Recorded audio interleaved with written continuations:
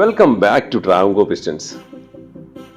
BS6 TVS Jupiter 110 ആണ് നമ്മുടെ കൈ കിട്ടിയിട്ടുണ്ട്. അപ്പം അതിൻ്റെ ഒരു ഫസ്റ്റ് ഹാൻഡ് എക്സ്പീരിയൻസും റൈഡ് ഫീലും നമുക്ക് നോക്കാം. വണ്ടിയുടെ ഓവറോൾ പ്രൈസ് എന്ന് പറഞ്ഞാൽ ഓൺ റോഡ് അറൗണ്ട് 1,15,000 റുപ്പീസ് അടുപ്പിച്ചായിട്ടുണ്ട്. ഇതിനകത്ത് 3,800 3,800 റുപ്പീസ് അടുപ്പിച്ച് ഇതിൻ്റെ ആക്സസറീസ് വരുന്നുണ്ട്. ഇത് ഫുൾ ഓപ്ഷൻ മോഡലാണ്. ഫുൾ ഓപ്ഷനിൽ നമുക്ക് 2 ടൈപ്പ് വരും. ഡിസ്ക് ഫ്രണ്ട് ഡിസ്ക് വിത്തൗട്ട് കിക്കറും, പിന്നെ അതല്ല ഫ്രണ്ടിൽ ഡ്രം ബ്രേക്ക് വിത്ത് കിക്കറും. സ്കൂട്ടർ ആയിക്കഴിഞ്ഞാൽ കിക്കർ മസ്റ്റാണ്, കാരണം ബൈക്ക് വല്ല നമുക്ക് ചവിട്ടിത്തള്ളി സ്റ്റാർട്ടാക്കാൻ പറ്റത്തില്ല. സോ ഇത് കിക്കറുള്ള മോഡലാണ്. ഡിസ്ക് ഇല്ല ഫ്രണ്ടിൽ. ഇതൊരു വല്ലാത്തൊരു കൺഫ്യൂഷനാണ് അവർ ചെയ്തത്. But still it's okay. ഡിസ്കൊക്കെ പിന്നെ നമുക്ക് ആഡ് ചെയ്യാം, കുഴപ്പമില്ല. കാരണം കിക്കർ മാൻഡേറ്ററി ആണല്ലോ. പിന്നെ ഇതൊരു എൻട്രി ലെവൽ കമ്പ്യൂട്ടറാണ്. എൻട്രി ലെവൽ കമ്പ്യൂട്ടർ എന്ന് പറയുമ്പോൾ അറിയാം, ഭയങ്കര പവറൊന്നും കാണത്തൊന്നുമില്ല, ഒരു ഫാമിലി ഓറിയൻറ്റഡ് ആയിരിക്കും. പക്ഷേ സർപ്രൈസിംഗ്ലി ഇത് ഓടിച്ചപ്പോഴത്തേക്ക് എൻ്റെ മനസ്സ് മാറി. Like it really impressed me. എന്ന് പറഞ്ഞാൽ മറ്റേ എൻഡോർക്ക് പോലെ എടുത്തെറിഞ്ഞുകൊണ്ട് പോകുന്നൊന്നുമില്ല. ബട്ട് സ്റ്റിൽ മര്യാദയ്ക്ക് ഓടിക്കുമ്പോൾ എക്കോ മോഡിലോടും. ത്രോട്ട് കൊടുക്കുമ്പോഴത്തേക്ക് വെൻ യു ഡിമാൻഡ് പവർ, ആ സമയത്ത് മറ്റേ പവർ മോഡ് എന്നൊക്കെ എഴുതി കാണിക്കുന്ന സൈഡിൽ, ആ സമയത്ത് നമുക്ക് വി ക്യാൻ ഫീൽ ഇറ്റ്. കുറച്ച് ഗെയിൻ കിട്ടുന്ന പോലെ, കുറച്ചും കൂടി റെസ്പോൺസീവ് ത്രോട്ടിൽ റെസ്പോൺസ് ആയതാണ്. പിന്നെ ഈ ഫുൾ ഓപ്ഷനിൽ നമുക്ക് ശ്രദ്ധിക്കുകയാണെന്നുണ്ടെങ്കിൽ ഫ്രണ്ടിലത്തെ DRL ഫുൾ LED ആണ് വരുന്നത്. ബാക്കിലത്തെ ടെയിൽ ലൈറ്റും ഒരു LED സ്ട്രിപ്പ് ലൈറ്റ് വരും. ഈ ഗ്രില്ലും മാറ്റും പിന്നെ അതേപോലെ തന്നെ സൈഡ് സ്റ്റാൻഡും മിററും ഒക്കെയാണ് ഇതിനകത്ത് ആക്സസറീസ് ആയിട്ട് വാങ്ങിച്ചത്. അറൗണ്ട് 3,800 റുപ്പീസായി. ഫ്രണ്ട് നമുക്ക് 15 ഇഞ്ചിൻ്റെ ഫ്രണ്ടും ബാക്കും 15 ഇഞ്ച് അലോയ്സ് ആണ് വരുന്നത്. That really looks nice. ഈ പർട്ടിക്കുലർ ബ്ലൂ കൊള്ളാം, നല്ല രസമുണ്ട്. പിന്നെ TVSൻ്റെ ഈ എൻജിൻ അവർ പറയുന്നത് 48 km/L ആണ്. ബട്ട് സ്പീഡോമീറ്ററിൽ 55 കാര്യങ്ങളൊക്കെ എഴുതി കാണിക്കും. അത് മൈൻഡ് ചെയ്യണ്ട. എങ്ങനെയൊക്കെ പോലെ ഒരു 40 മുകളിൽ എന്തായാലും കിട്ടും, അത് കൺഫേം ആണ്. പിന്നെ gear box CVT gear box, like നമ്മുടെ ഓട്ടോമാറ്റിക് എല്ലാ വണ്ടിയിലും വരുന്ന പോലെ. പിന്നെ ഇതാണ് ഞാൻ പറഞ്ഞ ബാക്കിലത്തെ ടെയിൽ ലൈറ്റ്. അതൊരു ലോങ് LED സ്ട്രിപ്പ് ലൈറ്റ് ആണ്. ഈ എൻജിൻ സിംഗിൾ സിലിണ്ടർ 4 സ്ട്രോക്ക് എൻജിനാണ്. അതിനെക്കുറിച്ച് ഞാൻ പറയേണ്ട ആവശ്യമില്ല, എല്ലാവർക്കും അറിയായിരിക്കും. കാരണം ട്വിൻ സിലിണ്ടർ സ്കൂട്ടറൊക്കെ ഇന്ത്യയിലുണ്ടോ? I don't know. 113.3 cc ആണ് വണ്ടി. പിന്നെ ഈ എൻജിന് ഒരു പ്രത്യേകത എന്ന് വെച്ച് കഴിഞ്ഞാൽ അവരുദ്ദേശിക്കുന്ന ഒരു ടെക്നോളജി പറയുന്നത് ETFI ടെക്നോളജി എന്നാണ്. അതായത് എക്കോ ത്രസ്റ്റ് ഫ്യൂവൽ ഇഞ്ചക്ഷൻ ടെക്നോളജിയാണ്. സോ 8.4 Nm ടോർക്ക് കിട്ടും. ബേസിക്കലി ഉദ്ദേശിക്കുന്നത് പഴയ ജൂപ്പിറ്ററിനെക്കാട്ടിൽ വെച്ച് നോക്കുമ്പോൾ 15% കൂടുതൽ മൈലേജ് കൂടുതൽ കിട്ടും. കാരണം ഞാൻ പറഞ്ഞത് ഇതൊരു എൻട്രി ലെവൽ സ്കൂട്ടർ, അപ്പോൾ ആൾക്കാർക്ക് മൈലേജ് കൂടുതൽ വേണം. ഇതിലെനിക്ക് വേറൊരു ഇഷ്ടപ്പെട്ട ഫീച്ചർ എന്ന് പറഞ്ഞു കഴിഞ്ഞാൽ, നമ്മൾ ഓരോ തവണ പെട്രോൾ പമ്പിൽ പോയിട്ട് സീറ്റ് തുറന്ന് ഒക്കെ കാണിച്ചു കൊടുക്കേണ്ട ആവശ്യമില്ല. ഓക്കെ, അതിനകത്ത് നമ്മൾ പല സാധനങ്ങളും കാണും.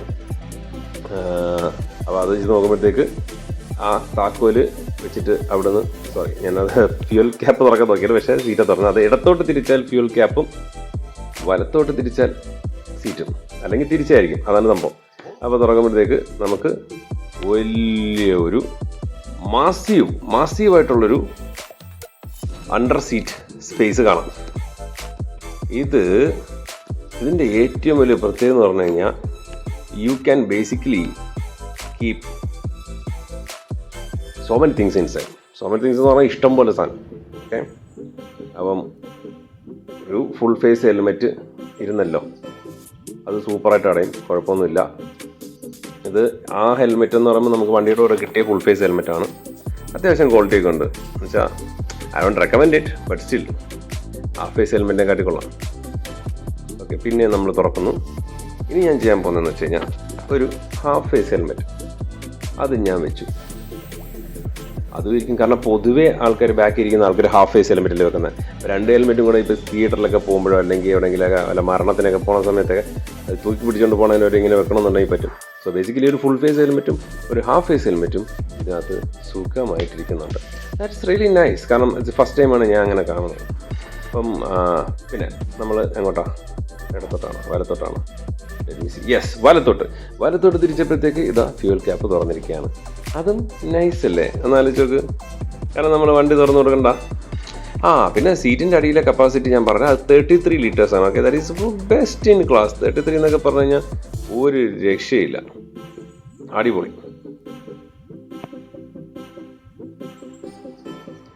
ഫ്യുവൽ കപ്പാസിറ്റി അറൗണ്ട് ഒരു 5 ലിറ്ററാണ്, 5.1 ലിറ്റർ എന്നാണ് ബുക്കിൽ കിടക്കുന്നത്. ഒരു 5 ലിറ്റർ കൊള്ളും. 500 രൂപയ്ക്ക് അടിക്കുമ്പോഴത്തേക്ക് ഏകദേശം നിറയും.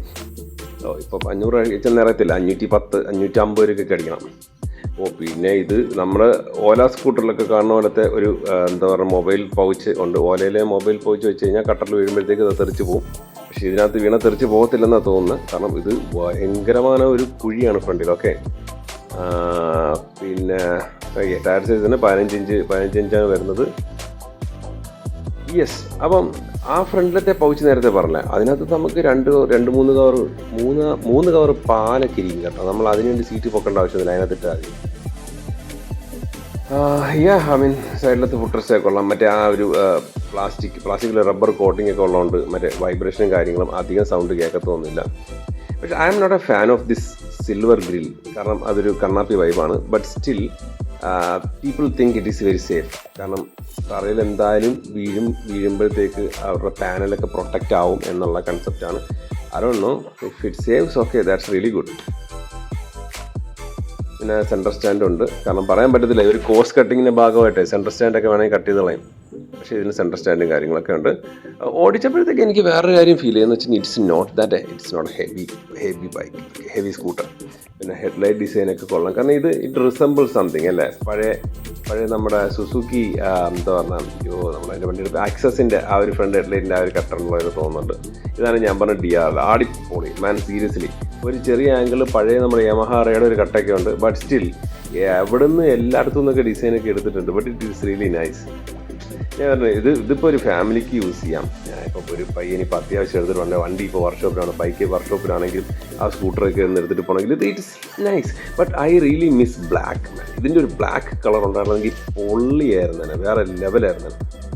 ഇത് നമ്മുടെ പഴയ ഹോണ്ട ഐസ്മാർട്ടാണ്, ഹോണ്ട ആക്ടിവ ഐസ്മാർട്ട്. സത്യം പറഞ്ഞാൽ അടിപൊളി വണ്ടിയാണ്. ഇപ്പോഴും പൊളി. 50,000 കിലോമീറ്റർ അടിച്ച് ഓടിയിട്ടുണ്ട്. എൻ്റെ അമ്മ ടോർക്കെന്ന് പറഞ്ഞിട്ടല്ലോ, ഓൺ ഡിമാൻഡ് ടോർക്കാണ് വണ്ടി. ഞാൻ ഒരു സൈസ് കമ്പാരിസണിന് വേണ്ടി അടുത്ത് വെച്ചതാണ്, ചുമ്മാ ഫീലിന് വേണ്ടി. സ്പീഡോമീറ്റർ വരുന്നത് ഡിജിറ്റൽ സ്പീഡോമീറ്ററാണ്. കാരണം ട്രെൻഡിങ് ആണല്ലോ. പക്ഷേ ഇപ്പോഴും ഞാൻ പറയാം, വെയിലത്തൊക്കെ വെച്ച് ഇതിനെ നശിപ്പിക്കരുത്. I don't think these things will last like നമ്മുടെ മാനുവൽ സ്പീഡോമീറ്റർ വരെ ലാസ്റ്റ് ചെയ്യത്തില്ല. നല്ല വിലയായിരിക്കും ഇതൊക്കെ റീപ്ലേസ് ചെയ്യാൻ.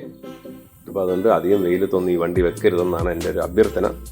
ഇതിനകത്ത് നമ്മുടെ കാറുകളൊക്കെ ഉള്ള പോലെ തന്നെ നമ്മുടെ ഇപ്പോൾ ഓട്ടോ സ്റ്റാർട്ട് സ്റ്റോപ്പ് ആ ഓപ്ഷൻ ഉണ്ട്, ഓൺ ഓഫ് അവിടെ ആക്കാം. പിന്നെ അതേപോലെ തന്നെ ട്രിപ്പ് മോഡ്, പവർ മോഡ്, അതിൻ്റെ എക്കോ മോഡിലായിരിക്കും ഫുൾ ടൈം നിൽക്കുന്നത്. പിന്നെ വണ്ടി കയറുമ്പോൾ ഒരു ഹെൽമെറ്റിൻ്റെ സിമ്പിളൊക്കെ കാണിക്കും. നൈസ്. ഒരു ചെറിയൊരു സ്പീഡോമീറ്ററിൽ അവരെ കൊണ്ട് പറ്റുന്നെല്ലാം ചെയ്തിട്ടുണ്ട്. ഇത് മറ്റേ TFT കൺസെപ്റ്റാണ്, പക്ക കളർ ഡിസ്പ്ലേ അല്ല. ബട്ട് അവിടെ ഇവിടെ മറ്റേ ചെറിയ കളറിൻ്റെ വൈബുണ്ട്.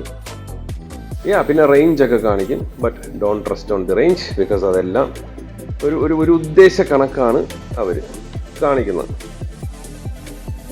പിന്നെ ഞാൻ പറയട്ടല്ലേ, ഇതിപ്പോൾ ഫുള്ള് എന്താ പറയുക, ഇതിപ്പോൾ ചെക്ക് ചെയ്യണമെന്നുണ്ടെങ്കിൽ നമുക്കിപ്പം ലാപ്ടോപ്പൊക്കെ വേണം. പണ്ടത്തെ പോലെ മേസ്ത്രിയുടെ കൊണ്ട് കൊടുത്ത് വർക്ക്ഷോപ്പിൽ കൊടുത്തൊന്നും ശരിയൊക്കെ ഒന്നും പറ്റത്തൊന്നുമില്ല. So always be mindful. സർവീസൊക്കെ പക്കയായിട്ട് ചെയ്യണം. കൊള്ളാത്ത പെട്രോളൊന്നും ഒഴിക്കില്ല, കാരണം ഫ്യൂൽ ഇഞ്ചക്ഷനാണ് വണ്ടി. അപ്പം ഇഞ്ചക്ടർ കംപ്ലൈൻ്റ് ആയി കഴിഞ്ഞാൽ നല്ല വില കൊടുക്കേണ്ടി വരും. സോ ഐ തിങ്ക് TVSൻ്റെ ഇപ്പോഴത്തെ സർവീസും കാര്യങ്ങളും മച്ച് ബെറ്റർ ആണെന്ന് തോന്നുന്നുണ്ട്. കാരണം I don't no, like I feel like that. കാരണം വണ്ടി എന്താ പറഞ്ഞാൽ വണ്ടിക്ക് നല്ല, ഈ വണ്ടി ഇഷ്ടം പോലെ ഇപ്പം നമുക്ക് റോഡിൽ കാണാൻ പറ്റുന്നുണ്ട്. Not because it's really nice, like it looks good, it's rides good. സസ്പെൻഷനൊക്കെ അത്യാവശ്യം സ്റ്റിഫ് അല്ല, മീഡിയം കോൺഫിഗറേഷനാണ്. അത് neither soft neither hard, but does the job really nice. വെയിലത്ത് പോകുമ്പോഴത്തേക്ക് നമുക്ക് സ്പീഡോമീറ്റർ വിസിബിൾ ആണ്. ഇതിൻ്റെ ബേസ് മോഡലിലാണെങ്കിൽ അനലോഗ് മീറ്ററാണ് വരുന്നത്. That is also nice.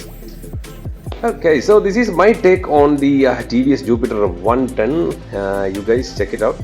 ഈ ഒരു വിലയിലൊക്കെ ഇപ്പം നല്ല ഓപ്ഷൻ. ഇപ്പോൾ ഏത് സ്കൂട്ടർ എടുത്താലും ഇപ്പോൾ 1,00,000 മുകളിലാണ് വില. അപ്പോൾ നിങ്ങളുടെ കമൻറ്റും അഭിപ്രായങ്ങളും രേഖപ്പെടുത്തുക. അപ്പോൾ you guys ride safe and always wear a nice helmet. Take care.